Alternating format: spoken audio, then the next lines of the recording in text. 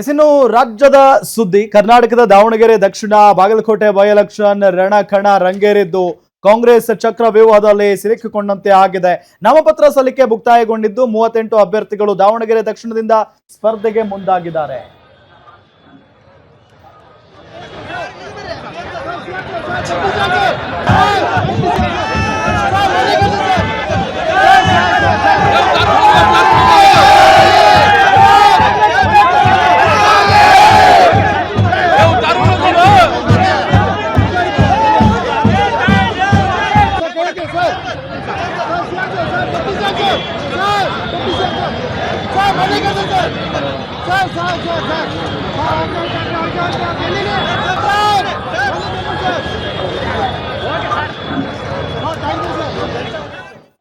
ಇದ್ರ ಜೊತೆಗೆ 23 ಮಂದಿ ಮುಸ್ಲಿಂ ಸಮುದಾಯದ ಅಭ್ಯರ್ಥಿಗಳು ಕಣಕ್ಕಿಳಿದಿದ್ದಾರಂತೆ.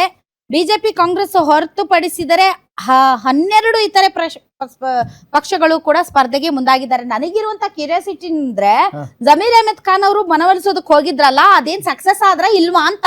ಹೌದು. ಸಾದಿಕ್ ಪೈಲ್ವಾನ್ ಏನ್ ನಾಮಪತ್ರ ಸಲ್ಲಿಸಿದ್ದಾರೆ, ಅವರು ತುಂಬಾ ದೊಡ್ಡ ಥ್ರೆಟ್ ಅಂತ ಹೇಳ್ತಾ ಇದ್ದಾರೆ. ಅವರ ಮನವೊಲಿಸಿ ಏನ್ ಬಂಡಾಯ ಎದ್ದಿದ್ದಾರೆ ಅದನ್ನ ಶಮನ ಮಾಡೋದಕ್ಕೆ ಜಮೀರ್ ಅಹಮದ್ ಖಾನ್ ಹೋಗಿದ್ದಾರೆ. ಬಂಡಾಯದ ಬಿಸಿ ಏರೋದಕ್ಕೆ ಕಾರಣನು ಜಮೀರ್ ಅಹಮದ್ ಖಾನ್, ಯಾಕೆಂದ್ರೆ ಅವರೇ ಫಸ್ಟ್ ಅಲ್ಪಸಂಖ್ಯಾತರಿಗೆ ಟಿಕೆಟ್ ಕೊಡಿ ದಾವಣಗೆರೆ ದಕ್ಷಿಣದಲ್ಲಿ ಅಂತ ಧ್ವನಿ ಎತ್ತಿದ್ರು. ಸೊ ಅವ್ರು ಕೊಡ್ಸಕ್ ಆಗಿಲ್ಲ, ಹೀಗಾಗಿ ಬೆಂಗಳೂರಲ್ಲೇ ಸೆಟಲ್ ಆದ್ರು. ಕೊನೆಗೆ ಸಿಎಂ DCM ಹೋಗ್ಬಿಟ್ಟು ಅಲ್ಲಿ ಸಮರ್ಥ ಮಲ್ಲಿಕಾರ್ಜುನ್ ಅವ್ರಿಗೆ ಟಿಕೆಟ್ ಘೋಷಣೆ ಮಾಡಿದ್ರು. ಇವರು ಬಂಡಾಯವಾಗಿ ನಾಮಪತ್ರ ಸಲ್ಲಿಕೆ ಮಾಡಿದ್ರು.